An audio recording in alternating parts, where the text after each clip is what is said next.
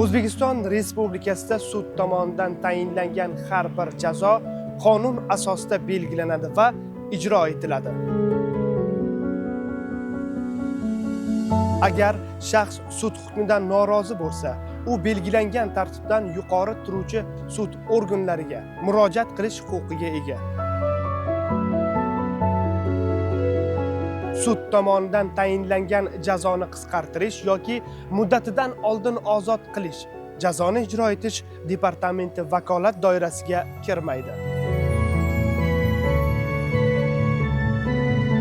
Mahkum sodir etgan jinoyatining og'irlik darajasi, jazoni o'tadigan qismini va xulq-atvorini inobatga olib, Jinoyat kodeksining 73-74-moddalari asosida sudga taqdimnoma kiritilishi mumkin.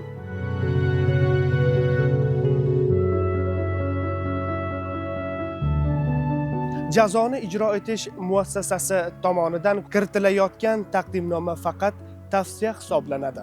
Yakuniy qaror faqat sud tomonidan qabul qilinadi. Sud qaror chiqarishda jabrlanuvchining huquqlari va manfaatlarini ustuvor tarzda inobatga oladi.